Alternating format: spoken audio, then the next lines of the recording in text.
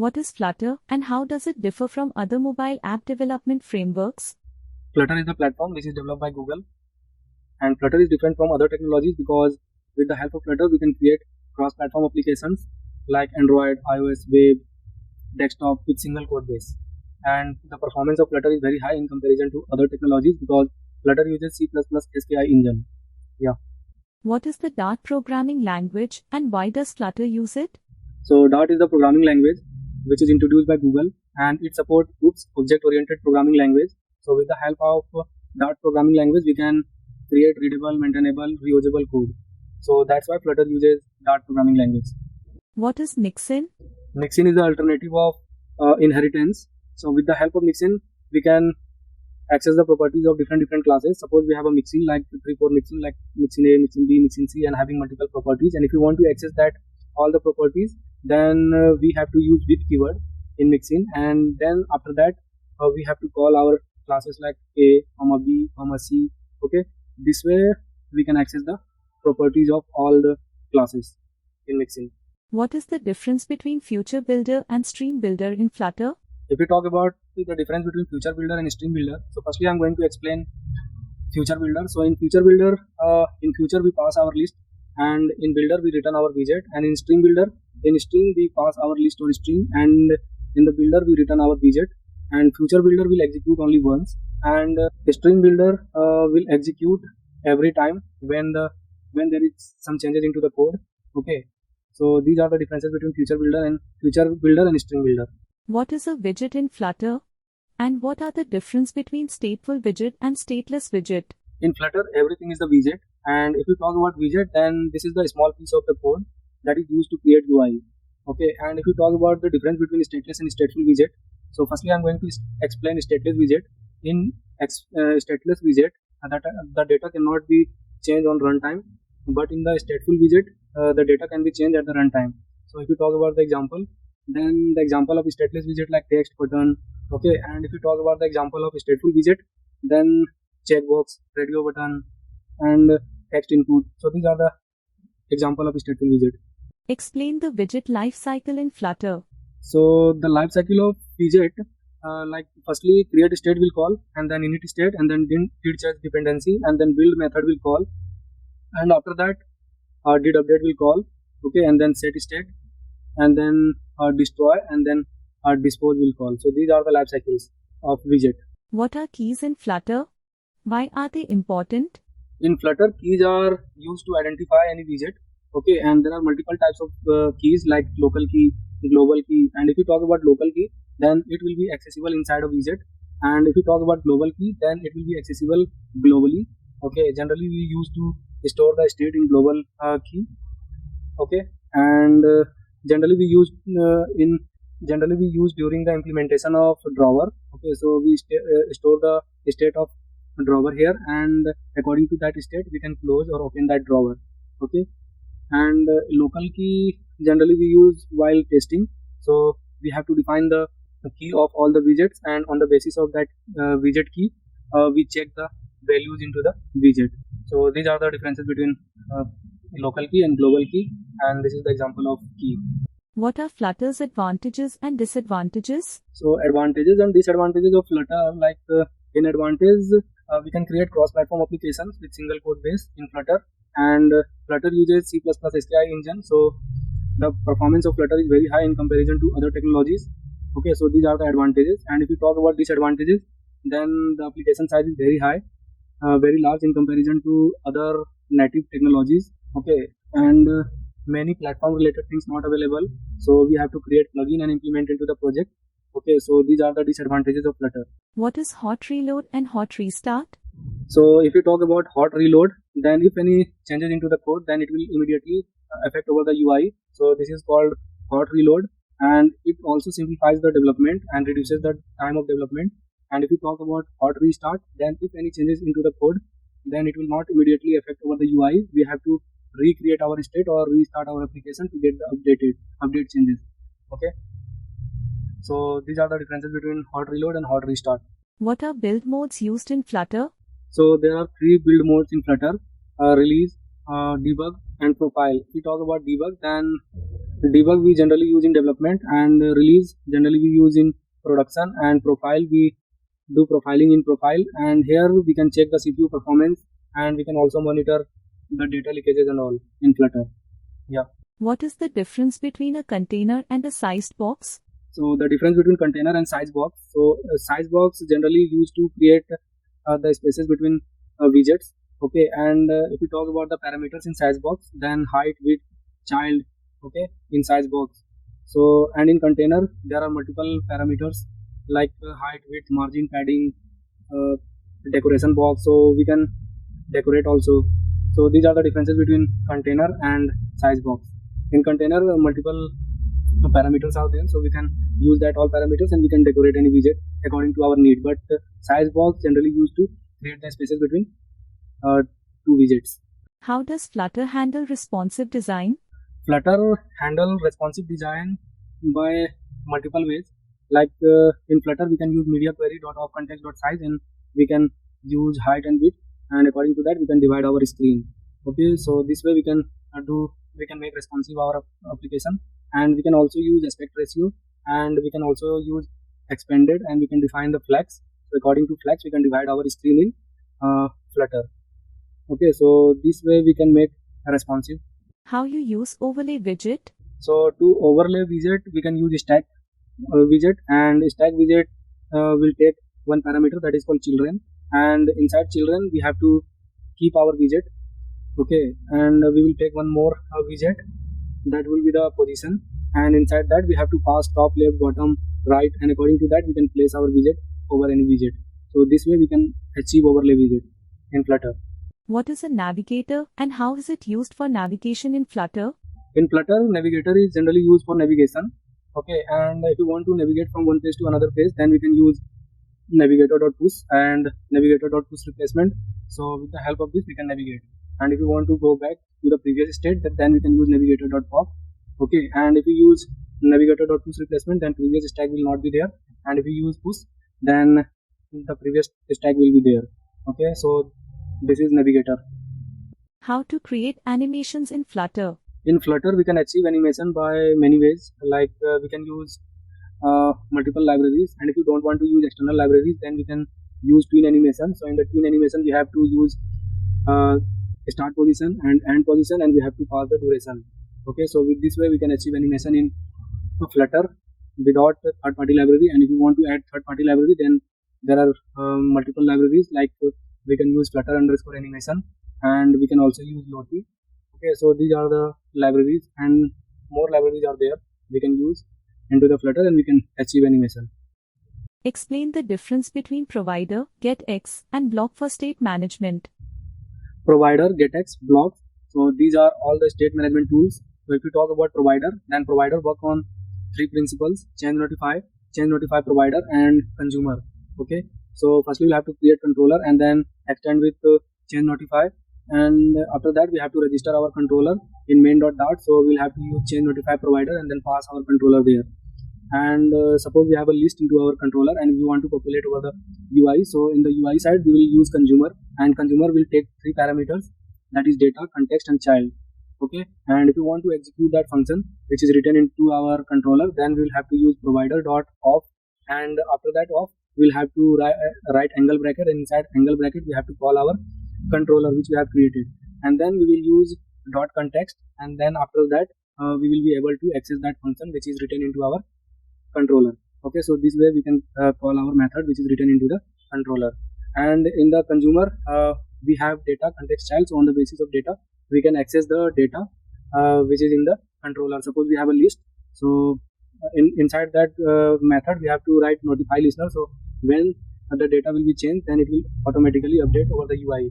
Okay, so this way we can use provider. And if you talk about getX, then getX we can use with three ways: getX, OBX, and getbuilder. So if you talk about like getX and OBX, so getX OBX works on observable principle. So first we'll have to create a controller and then extend with getX controller. But before that we have to add the dependency for provider also and getX also. If you are using provider, then we have to add the dependency of provider, and if you are using getX, then we have to add the dependency to getX. And in the controller class we have to extend with getX controller and getX controller provide multiple functions like onInit, onDispose. So we will use onInit.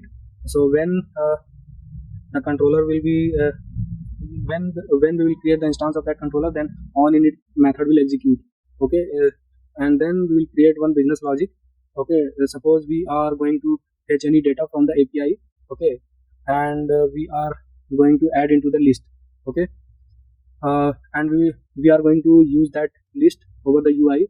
So just call that function inside onInit method, and then in the UI side we will use, first we will have to create the instance of that controller. So we will use final, and then use that controller like my controller equals to get dot put, and then we'll have to pass our controller.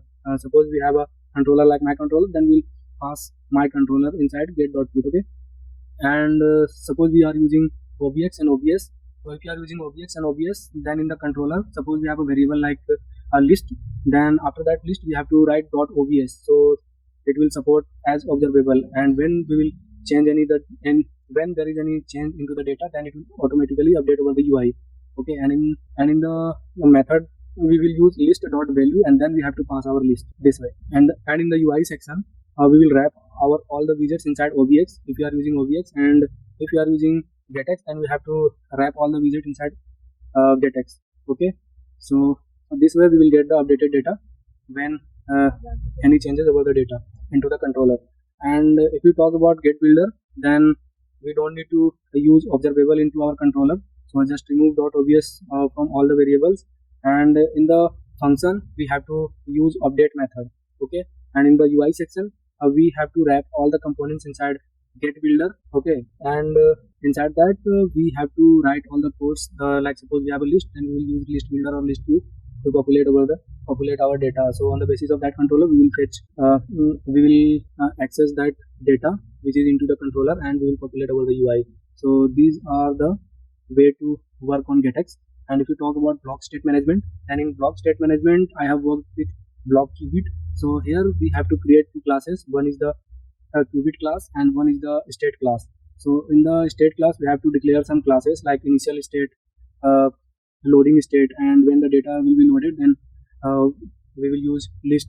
Okay, so for that we will create the classes. Okay, and we will emit from our qubit class. And in the qubit class we have to write the logic, business logic. Suppose we are getting the data from the API, then we will write the function there, and after the response received, then we will emit over that classes which is written into our state class. Okay, so this way we can write qubit and state, and after that we have to register our block qubit inside main.dart. So in main.dart just wrap material app inside multi block provider, and then we will use block provider, and we will use that qubit class there. Okay, to register.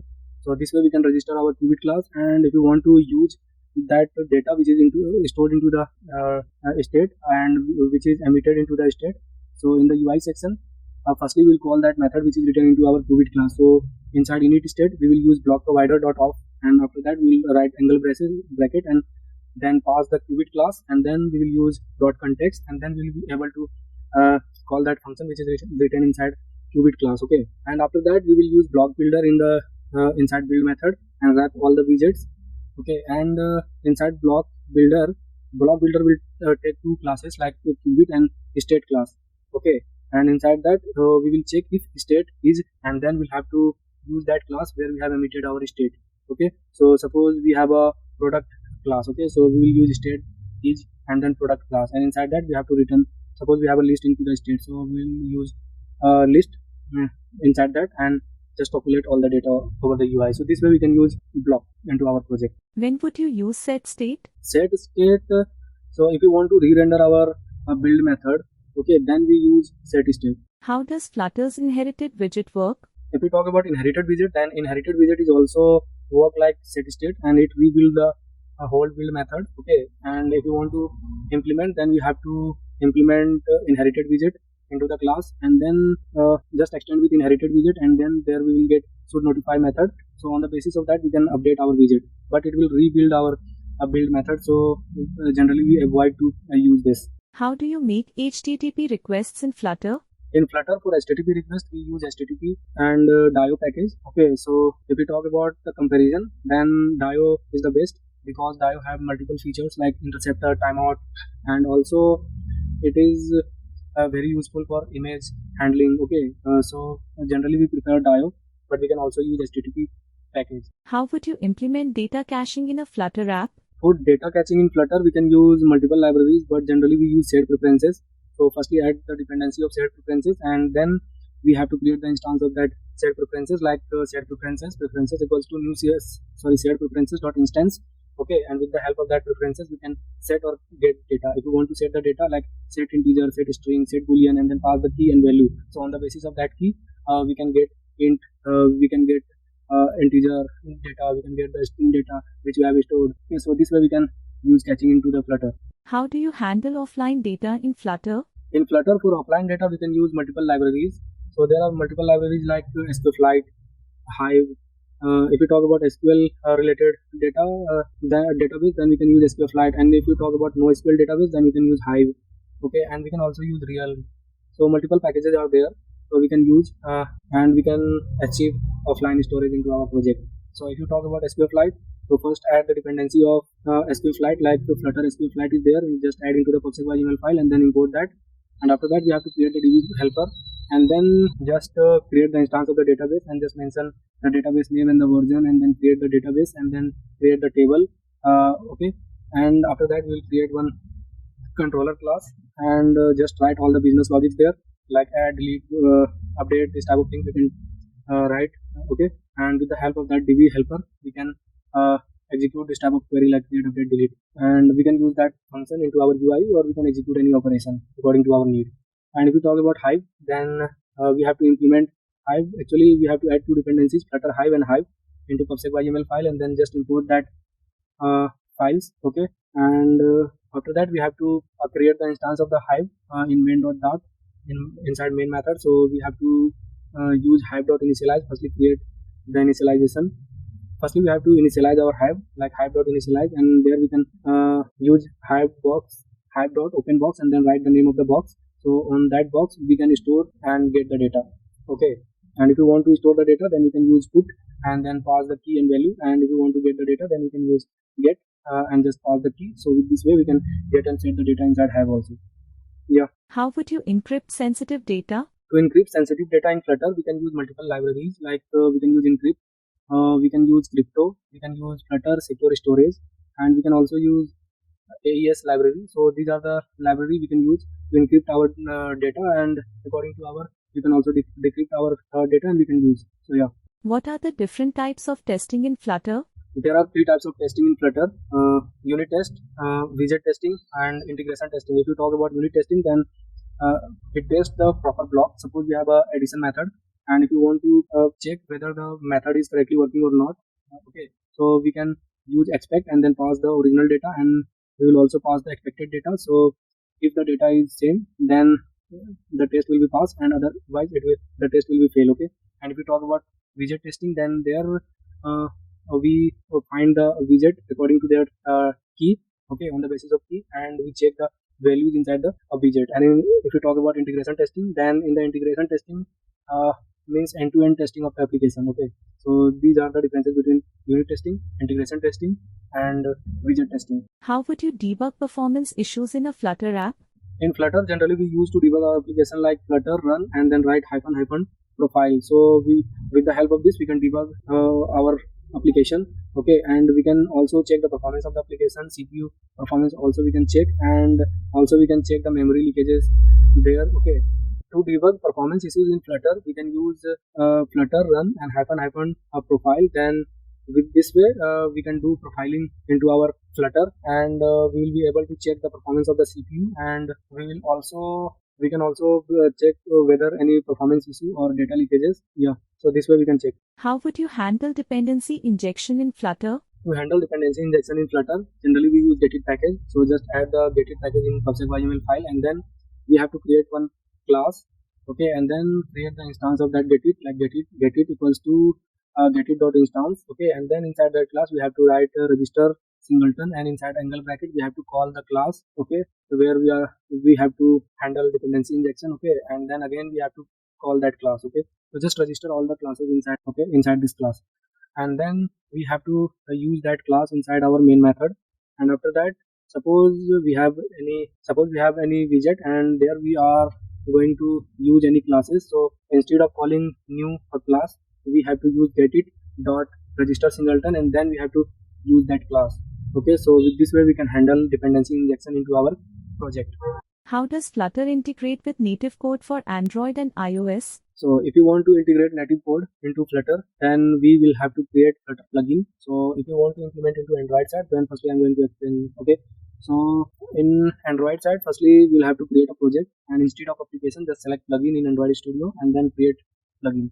Okay, so after that, in the project we will get one example a project. Okay, and Android folder and iOS folder in the root directory, and lib folder also we will get. So suppose we are going to get the device information, so the class name is like my device info. Okay, and in the lib folder we will have like my device info.dart file, and this file will be the mediator of both Android and Flutter. So with this class we will be able to access the data, and we will able to send the data from Android to Flutter and Flutter to Android. Okay, so first we will have to create function like get device info inside my device info.dart mediator file. Okay, inside that class, and then after that just open Android folder which is in the root directory, and then open main application or main activity.java or kt file, and then there we will get on attach, detach method, on detach method, and on method callback. Okay, so in the on method callback, but before that in the main my device info.dart in mediator file, we will have to use method channel. So that method channel will be the unique key. So on the basis of that unique key we will get the data in Android side or Flutter side. Okay, and in Android folder, just open Android folder and go inside my main activity.java or kt file. Then in the on method callback we will have to use if call if method dot equals, and then we'll have to check whether the method name is same or not, which is written inside our mediator class. Okay, so the name is like get device info, so just use that name, and then we have to fetch the device information in Android side, and then just invoke that device information inside result. Okay, just pass that data. So this way we will able to return the device information in Android side, and then we will get the data in mediator file. Okay, and in mediator file will return the device information into our Flutter file, Flutter side. So in the root directory we will get we will have like one example project. So instead of example project you can use your own project. Okay, but now I'm using example project, so inside that we will have lib folder. So just open main.dart file there, and then we will use that same method channel name, and with the help of that we will call that class mediator class, and then method name. Okay, and in the return we will get that device information. So this way we can communicate with the native code with Flutter. And if we talk about iOS, then in iOS, so in the root directory we will have one iOS folder. So inside iOS folder we will have like one class folder. So inside class just open our my device info.script file. Okay, and then inside that in on method callback function we have to check the method whether the method is same or not, and then just extract the device information. Okay, and then invoke that data. So this way we can also achieve in iOS side. Yeah, so this way we can communicate with Android and iOS with Flutter. How would you implement push notifications in a Flutter app?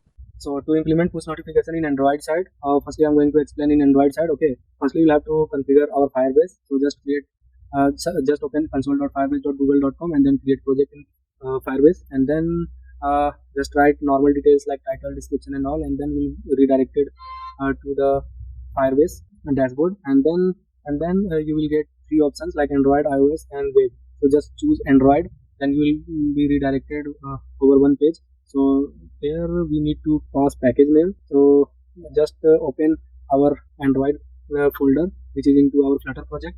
So just open build.gradle file which is available inside our app folder, and then copy the application ID from there, and then copy that file and then paste here in the Firebase. Okay, and then click on next. So we will get class path dependency and implementation dependency. So just copy the class path dependencies from there, and in the Android side just open the build.gradle file which is available inside our inside our project, inside our Android project. Okay, and then just paste that class path dependency and just open build.gradle file which is available into our app, and then just copy our implementation dependency from Firebase, and then paste our dependency into our dependency section in build.gradle file.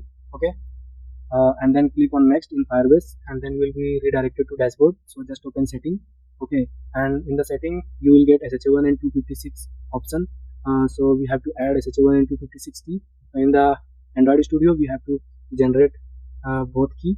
So just open Gradle, which you will get at the right section, and then write signing report. So it will generate the signing report and it will provide SHA1 and 256. So just copy both key and then paste into the Firebase. Okay, so these are the configuration of Android, and just download the Google services.json file and then add that file into app folder, which is available into our Android folder. Okay, in our Flutter project. And then so this is the implementation of Firebase into Android side. And if you talk about iOS side, then if we are going to implement push notification in iOS, then we must have developer account, paid developer account, Apple paid developer account. Okay, just open iOS folder of our Flutter project in Xcode. Okay, and then we have to add the account of Apple developer account, and just open Apple developer account in Chrome browser or any browser, and then we have to create certificate, identifier, and add devices. If you want to check on certain device, then we have to pass the UD ID there, and we can also configure profile, and we can also create certificate in key option. So we have to generate create file in key option. So generate create file and then copy that team ID. Okay, and in the Firebase section,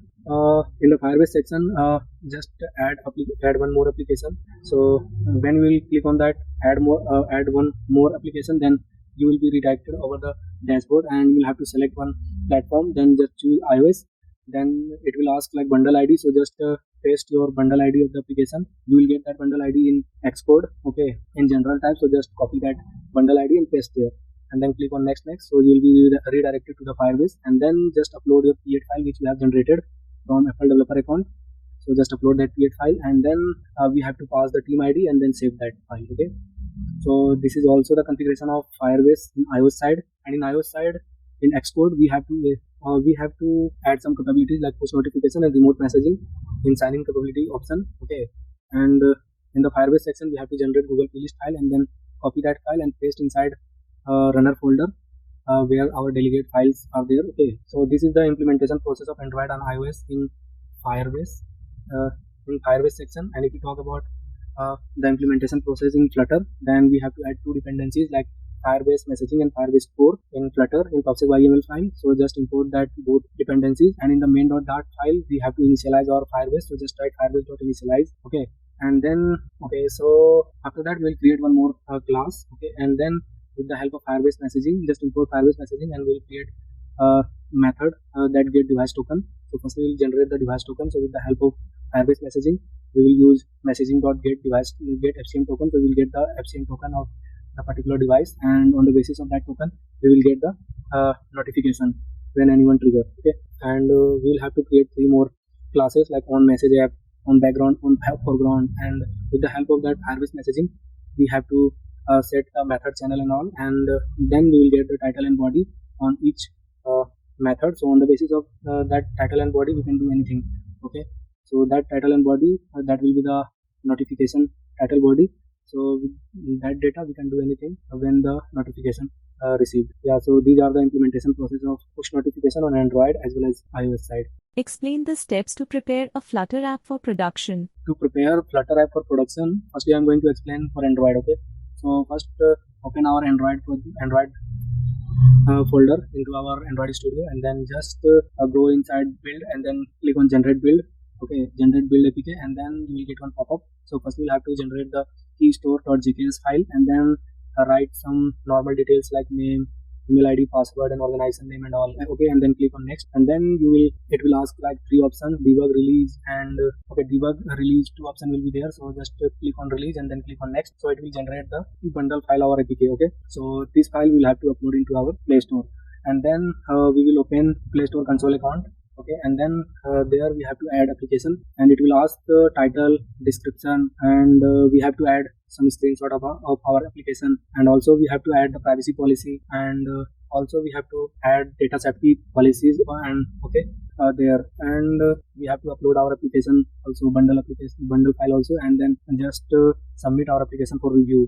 Okay, so these are the way to prepare for production for Android application.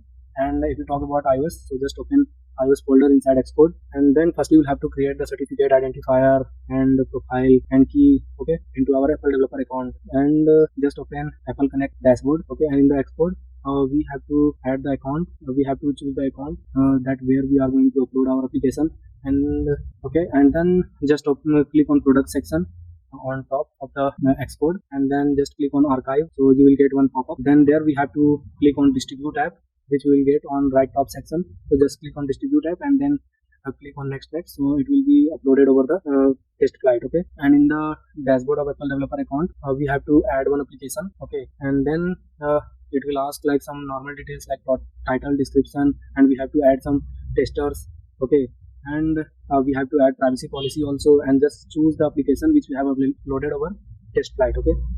So and just submit our application for review.